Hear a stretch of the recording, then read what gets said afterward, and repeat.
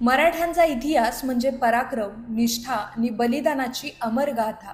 या इतिहासात असे एक योद्धा होते जे रक्तबंबाळ होऊनही लढत राहिले, ज्यांनी प्राणांपेक्षा स्वराज्य मोठं मानलं, असे आपले बाजीप्रभू देशपांडे। चला आज जाणून घेऊया त्यांच्या शौर्याची गाथा। बाजीप्रभू सुरुवातीला आदिलशाहीच्या सेवेत होते, पण त्यांनी एकदा शिवरायांचा विचार स्वीकारला आणि शेवटच्या श्वासापर्यंत ते स्वराज्यासाठी लढत राहिले। त्यांच्या तलवारीचा धारदार वार आणि रणांगणातील शौर्यामुळेच ते स्वराज्याचे आधारस्तंभ बनले। बाजींचे खरे शौर्य दिसले पन्हाळ्याला वेढा पडल्यानंतर।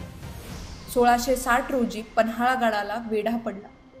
महाराजांनी विशाळगडाकडे कूच केली। शत्रूच्या फौजा महाराजांच्या मागावरती होत्या, पण बाजी मात्र ठाम होते।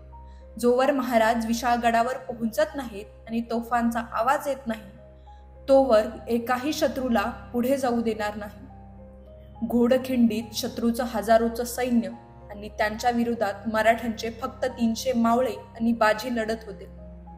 खिंड रक्ताने पावन झाली, तलवारीचे तोफ तुटले, पण मावळ्यांचे धैर्य तचूभरही कमी झाले नाही। अखेर तोफांचा आवाज आला, महाराज सुरक्षित पोहोचले। बाजीप्रभूंच्या चेहऱ्यावर विजयाचं तेज झळकलं आणि इतिहास घडला।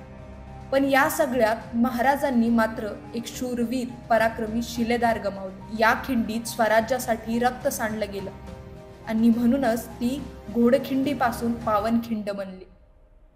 बाजीप्रभू फक्त नाव नाही, तर स्वराज्यासाठी प्राण अर्पण करण्याची प्रेरणा होती। हजार घाव झेलूनही खिंडीत बाजी बाकी आहे, जोवर येत नाही तोफांचा आवाज, तोवर लढण्याचा हट्ट बाकी आहे। शूर शिलेदार बाजीप्रभू देशपांडेंना आमचा मानाचा मुजरा।